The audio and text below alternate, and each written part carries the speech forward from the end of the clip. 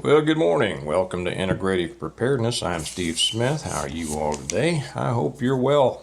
Drinking to this morning's coffee out of my Mary Stonemont Christmas mug.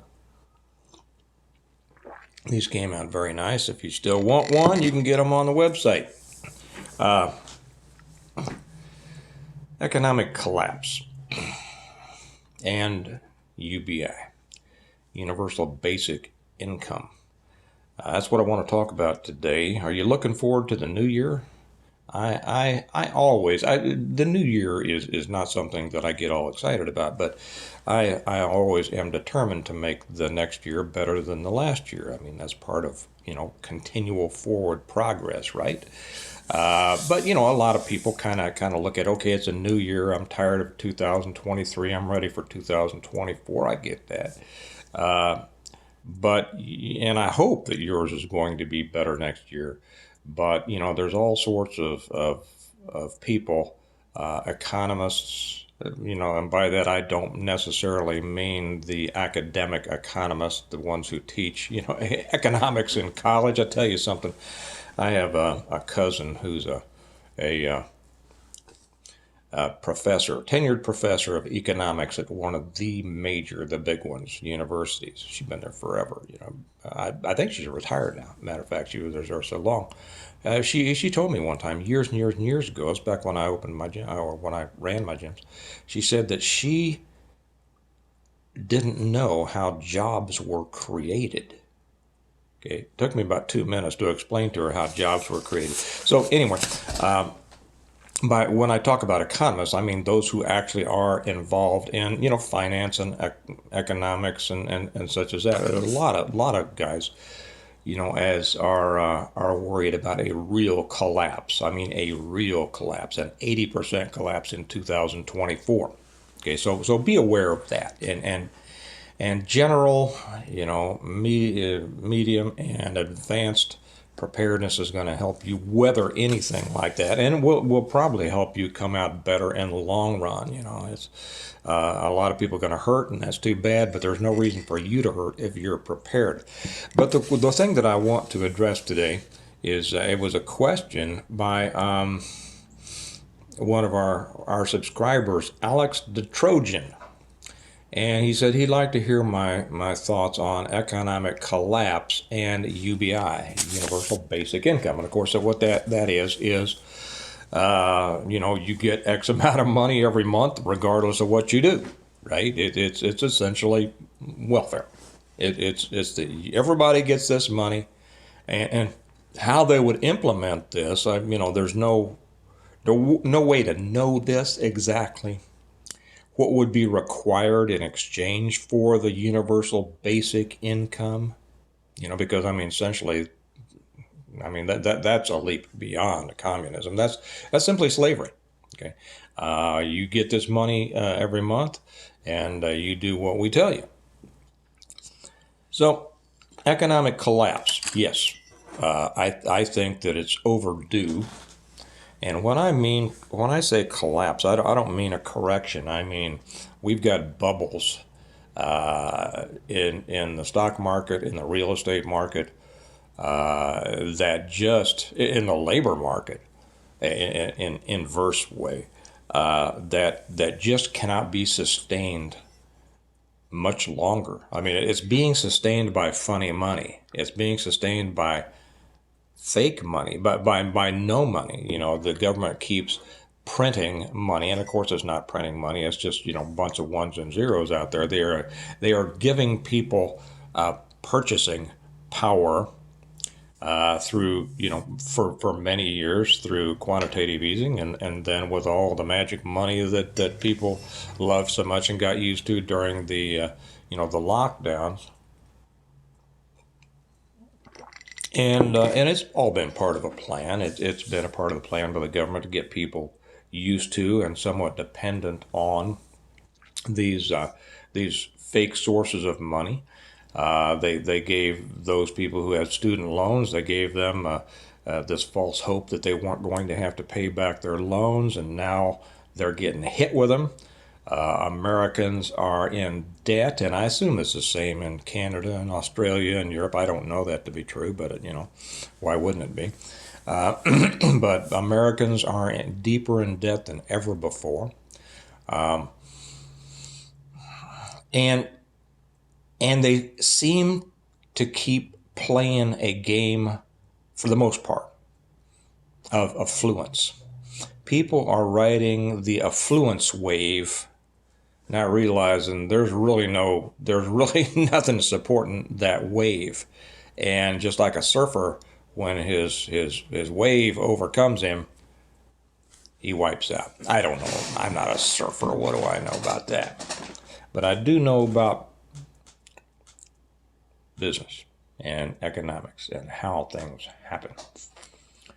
And I believe that the ones who are projecting a major crash in 2024 may not be wrong. And I'm preparing for it. I'm already prepared for it. Okay. I mean, I have been prepared for that for some time. And if you're not, I would suggest you start getting prepared, and I mean in a hurry. And I'll just throw in the things that you need to do. There will be some who will say, get out of debt immediately. The Ramsey people will say, get out of debt immediately. Okay, it's good to be debt free, but let me explain something here. If there is a crash and you don't have any money because you have used all your money to pay off your debts, you're screwed. Well, you can say, well, I don't have any debts, and so things are going well. Well, no, not good. I'm glad you don't have debt, but if you don't have any money, you're in a bad way. Okay, I'm going to be talking more about proper use of credit on another one. I know that that's not something that, well, it is something that a lot of people in preparedness want to know about, but it's also a subject that so many in the preparedness world who don't really understand debt, who don't really understand it.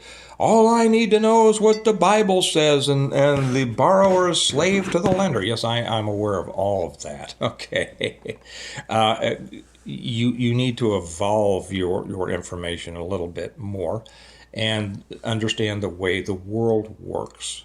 So if you have paid off all your, say you have credit cards, and you're getting slaughtered, with the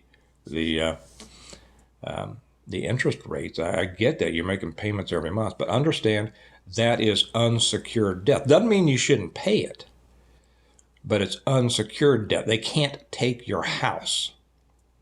See, if you don't pay your credit card bill, okay, as opposed to secured debt, which is your house. Right? You don't want to be without money to make your house payment, right? Okay. If you can't make your car payment, they're going to come take your car. That's secured debt. Unsecured debt is all those credit cards, that you use to get all your Ouijas with.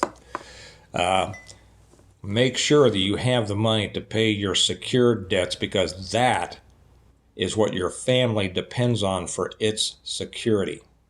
So, if you have $500 in money every month that you can, or $1,000 or whatever it is you have, that is discretionary, and you can say, okay, I'm what should I do with this money? I'm not saying don't pay down your debts. What I'm saying, make sure you keep some of that money, stash it under your mattress, put it in the coffee can, bury it in the garden. I don't care what you do, but have it close to hand.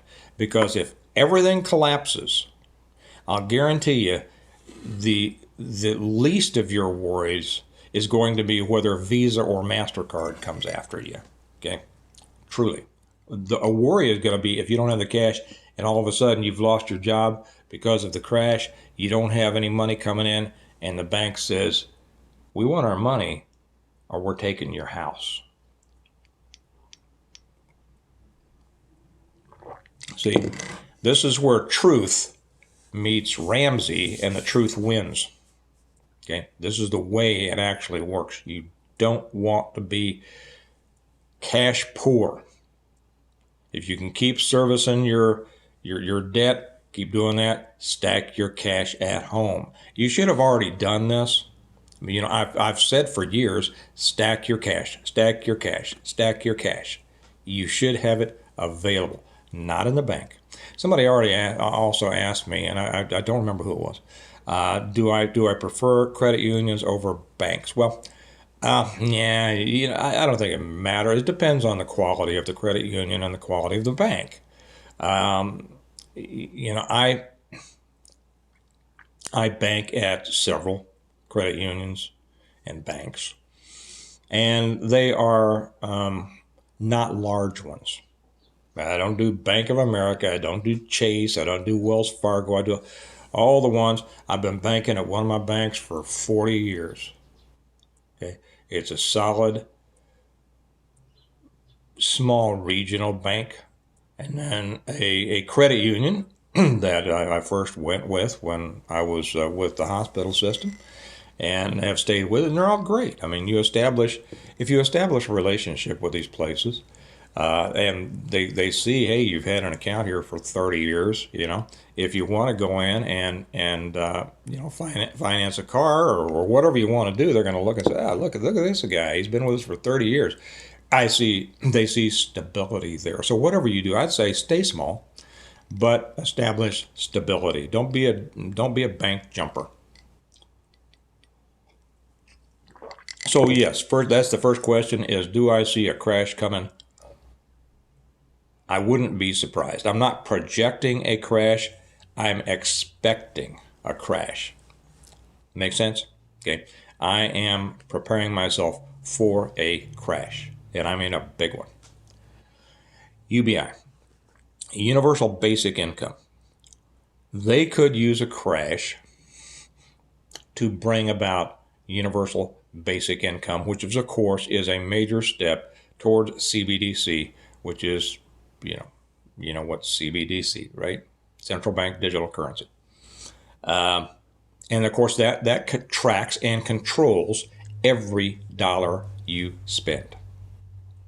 They can limit what you can spend. They can say, well, your last doctor visit, you were 20 pounds overweight. So when you go to the store, no, your card isn't going to work when you try to buy Twinkies. You know, stuff like that. I mean, it really gets into that for those of you who may not be aware. It can be used for that and many other things. They can make your money expire. And they can say, well, this is the money you get for this month. It's got to be used by the end of the month and doesn't roll over into the next month. And what does that do? That prohibits you from being able to save. You see, a nation of savers is a nation of independent people. Saved money, saved assets is independence. They say money doesn't buy happiness. Well, it buys freedom. And freedom is a happy place to be. So universal basic income, yes, I can see where they would do that. And the way that I can see them do that is with a crash of the system. And all of a sudden, everybody's struggling. Everybody's being, in danger of being sued by all the credit card companies, of losing their house, of losing their cars. And all of a sudden, the government comes out. Now, I know this is like, futuristic stuff. And some people will say, well, that could never happen. Don't bet on it. Don't ever say that something, whatever it is, could never happen. Because how many things have we seen in our lifetimes? You say, well, that never happened, and then it happens. Okay. So they could come about. The government could say, the way that we're going to solve this is we are wiping away everybody's debt. All your student loans, all your credit card fees, all your whatever. We are wiping away everybody's debt. You're debt free starting the 1st of January, February, June, whatever it is, okay? And at that point, everybody is going to be getting universal basic income. Do you think that most American people wouldn't jump on that? Yeah, enough would. enough wood to win all sorts of elections, both national and local. And if a majority of people vote for it, that's the direction the country's going. Now, what would happen with jobs, or somebody like me who makes his living, writing books and having my businesses? Well, now that's a good question. Probably they would not limit that at the beginning, because they still need production. They still need people going to work, right? They still need the nurses and the doctors in the hospitals. They still need, everybody doing their thing. The way the UBI would be used would be to control a huge segment of the population who are not doing that well right now. And there's enough of them, there's a wave that they would vote for it. And then I see them starting to whittle away at how much money you can make, kind of like a progressive tax system, which is really regressive. And say, well, we need to start controlling wages and prices. Do you all remember wage and price controls? Yes. If you don't remember them, go back to Nixon. Wage and price controls. We couldn't get raises because of federal law that would not allow our employers to give us raises. Is that insane? Do you remember? My grandfather had to retire early, and I don't remember the age. Well, he was a license commissioner in Kansas City, and the time came, and Jimmy Carter.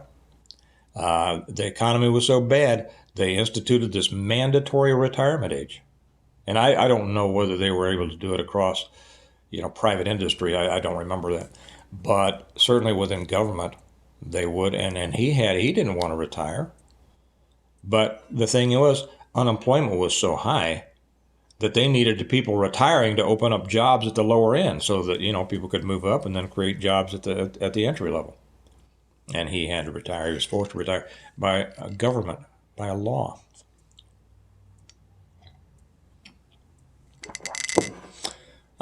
So that's the thing.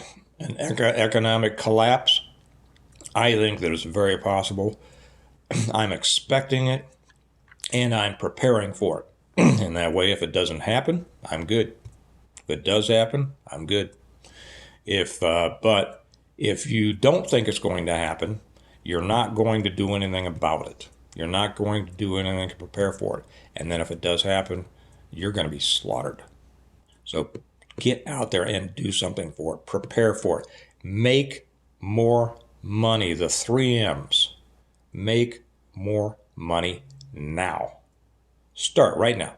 Well, it's Friday. You don't have to start right now. Monday is the first of the new year, right? Tell yourself, I'm going to start something Monday. I'm going to work overtime, or I'm going to pick up more shifts at the hospital, or I'm going to start a new business of my own, a small business. Brainstorm this. Start being in control of your own financial foundation and future. Okay? There's 3 F's. I keep coming up with 3. Financial, foundation, and future. And do that, because it could be coming. Don't ever say that something won't happen, because when you say that to yourself, you will not prepare for it. And if you want to know how to prepare for it, this is a great time to tell you. I put everything you need to know in 6 novels, collectively referred to as the Stonemont series. Yes, my books: The Reversion, the Revival, the Renewal, and Appeal to Heaven, the Blessings of Freedom, and Hostages to Fortune. You can get these, a complete plan in a great story. Love, hate, all sorts of things, right? Violence, in the complete plan for preparing for, surviving, and rebuilding after a complete collapse of everything. And the story in here, if there was an economic collapse, the people in here would do fine. Doesn't have to be the end of the world. Doesn't have to be a CME. Could be any kind of collapse that happens. Be ready. This will tell you everything. I could make, and I've said this before, I could make videos for 100 years and never cover everything that I've covered in here already in detail. These are available on Amazon. I'll put the link down below. And also through our website, stonemont.us. That link is down below. If you want them fast, get them through Amazon. If you want them signed by me, get them through our website, stonemont.us. And if you're not with us on Patreon, get on over there. You're wasting time. Get on over there because there's so much more over there, so much more for you to learn, a great community. We'd love to have you. It's a nice place to be. It costs you $1 a month. And you become a member of a real community. And that link is also down below. So, economic collapse, yeah, that's a real possibility. Get ready for it. UBI, hard to know. And really, it's also hard to know all of the ramifications of it. You know, I think I can see a lot, but I also understand that I can't see it all, right? And neither can you. So being ready to support yourself and be your own economic foundation is vital. So do that. Remember that we prepare well today in order to live well tomorrow. And get out there, do something. I'll probably talk to you before the new year, but if I don't, Happy New Year, and I'll talk to you later. Bye-bye.